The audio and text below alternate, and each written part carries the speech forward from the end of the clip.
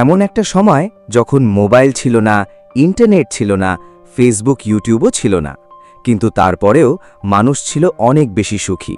সম্পর্ক ছিল আরও গভীর, আর ছোট ছোট আনন্দেই ভরে থাকত পুরো জীবন। আজকের ভিডিওতে আমরা ফিরে যাব সেই ফেলে আসা দিনগুলোতে, যে দিনগুলো আর কোনোদিন ফিরে আসবে না। যদি এই স্মৃতিগুলোর সঙ্গে আপনার শৈশব জড়িয়ে থাকে, তাহলে ভিডিওটি শেষ পর্যন্ত দেখুন এবং সাবস্ক্রাইব করে পাশে থাকুন। এক সময় মাত্র 1 টাকা দিয়ে 4টি চকলেট কেনা যেত। 5 টাকায় বিস্কুট, চানাচুর কিংবা আইসক্রিম কিনে বন্ধুদের সঙ্গে ভাগাভাগি করে খাওয়ার আনন্দ ছিল অন্যরকম। আজ টাকার মূল্য বেড়েছে, কিন্তু সেই আনন্দ যেন কোথায় হারিয়ে গেছে। তখন দেশের অনেক গ্রামে বিদ্যুৎ পৌঁছায়নি। রাত নামলেই ঘরে জ্বলে উঠত হারিকেন। প্রতিদিন বিকেলে হারিকেন পরিষ্কার করা, কাচ মুছে কেরোসিন তেল ভরে রাখা ছিল আমাদের নিত্যদিনের কাজ। হারিকেনের হলুদ মৃদু আলো আর কেরোসিনের সেই পরিচিত গন্ধ আজও অনেকের স্মৃতিতে অমলিন।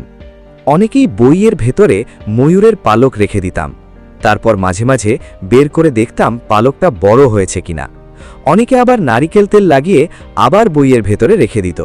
শিশু মনে বিশ্বাস ছিল এতে পালক বড় হবে। আজ মনে হলে হাসি পায়, কিন্তু তখন এই ছোট্ট বিশ্বাসগুলোই ছিল আমাদের আনন্দের পৃথিবী। ভোর হতেই দল বেঁধে চলে যেতাম মুক্তবে। একসাথে আলিফ, বা, তা শেখা, কুরআনের ছোট ছোট সূরা মুখস্থ করা, সব কিছুতেই ছিল এক অন্যরকম আনন্দ। শিক্ষকের শাসনও ছিল, ভালোবাসাও ছিল। অগ্রহায়ণ আর পৌষ মাস এলেই শুরু হতো ধান কাটা। ধান কাটা শেষ হলে মাঠে পড়ে থাকা নাড়া জড়ো করে আগুন জ্বালিয়ে শীত কাটানো ছিল গ্রামের চিরচেনা দৃশ্য। ভোরের কুয়াশা, আগুনের উষ্ণতা আর খেজুরের রস, এসব মিলেই ছিল শীতের আসল আনন্দ। তখন সবার বাড়িতে ফুটবল বা ক্রিকেট ব্যাট থাকত না, তবুও আনন্দের কোনো কমতি ছিল না। আমরা খেলতাম লাটিম, ধারাকুটি, কুতকুত, গোল্লাছুট, কানামাছি, ডাঙ্গুলি, মার্বেল, নারিকেলের পাতার ঘড়ি ও চশমা, ঘুড়ি ওড়ানো। আজকের শিশুরা মোবাইল স্ক্রিনে ব্যস্ত, আর এসব খেলাগুলো ধীরে ধীরে ইতিহাস হয়ে যাচ্ছে। শুক্রবার বিকেল হলেই সবাই অপেক্ষা করত বাংলা সিনেমার জন্য। একটা বাড়িতে টিভি থাকলে আশেপাশের মানুষও সেখানে জড়ো হতো।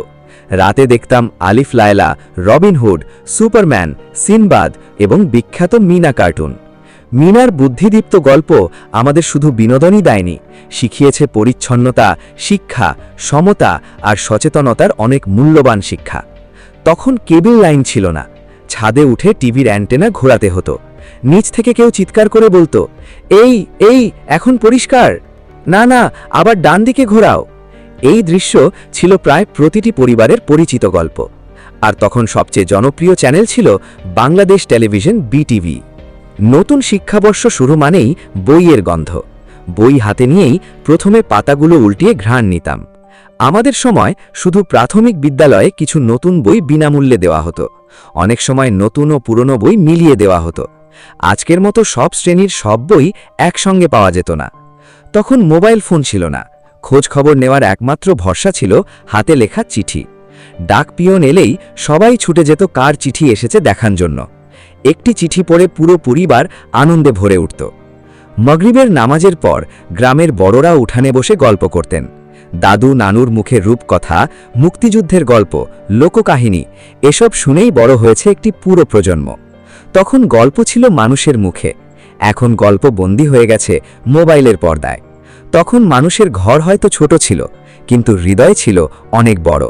সময় বদলেছে, প্রযুক্তি এগিয়েছে, জীবন হয়েছে অনেক সহজ, কিন্তু হারিয়ে গেছে হারিকেনের আলো, কাগজের নৌকা, লাটিম, ময়ূরের পালক, বিটিভির অপেক্ষা আর একসাথে বসে গল্প করার সেই সুন্দর দিনগুলো। হয়তো আমরা সেই সময়ে আর কখনো ফিরে যেতে পারবো না, কিন্তু স্মৃতিগুলো আজও আমাদের হৃদয়ে বেঁচে আছে, ঠিক আগের মতোই। দর্শক, আজ এই পর্যন্ত। আপনার শৈশবের সবচেয়ে প্রিয় স্মৃতি কোনটি? কমেন্ট করে জানান। আর যদি ভিডিওটি ভালো লাগে তাহলে লাইক, শেয়ার করুন। নিশ্চয়ই আবার দেখা হবে নতুন ভিডিও নিয়ে। ততক্ষণ পর্যন্ত সবাই ভালো থাকবেন, সুস্থ থাকবেন। ধন্যবাদ সবাইকে।